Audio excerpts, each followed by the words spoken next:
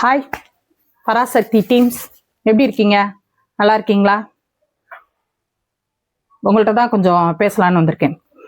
அப்புறம் என்னப்பா, பராசக்தி இது வந்துச்சு, ட்ரெய்லர் வந்துச்சு பார்த்தீங்களா? நாள் எங்கள் தலைவர் ட்ரெய்லர் வந்துச்சு, ஜனநாயகம் ட்ரெய்லர் வந்துச்சு. அது 4 கோடி 3 கோடி அந்த மாதிரி சொன்னாங்க. உடனே நீங்கள் அது பாரு 2 நாளில் தான் 3 கோடி 4 கோடி வந்துச்சு.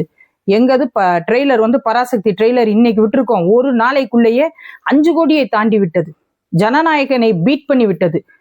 தமிழ் உலக வரலாற்றிலேயே இவ்வளோ பேர் வந்து இந்த மாதிரி ட்ரெய்லரை பார்த்ததில்ல அப்படின்னு சொல்லிட்டு சன் டிவிலாம் பிரேக்கிங் நியூஸ் மாதிரி போட்டிங்க. ஜனநாயகனை பீட் பண்ணி விட்டது, ஜனநாயகனை பீட் பண்ணி விட்டுச்சு அப்படின்னு சொல்லிட்டு. அந்த 5 கோடி பேர்ல பாதி பேர் வந்து பார்த்துருந்தா கூட படம் இந்நேரம் 100 கோடி 200 கோடி கலெக்ஷன் ஆயிருக்குமே பிரதர். ஏன் ஆகல?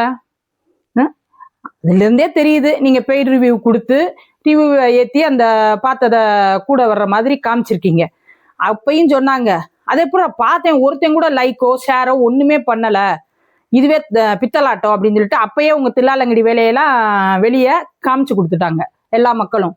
இப்ப யாரையும் ஏமாத்த முடியாது, திமுக தனத்தெல்லாம் இதுல காட்ட முடியாது.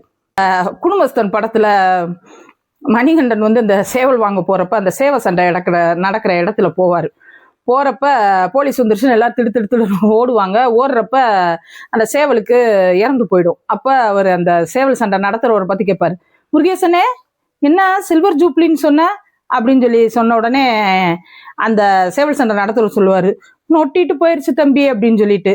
அதுதான் உங்க பராசக்தி ரிசல்ட்.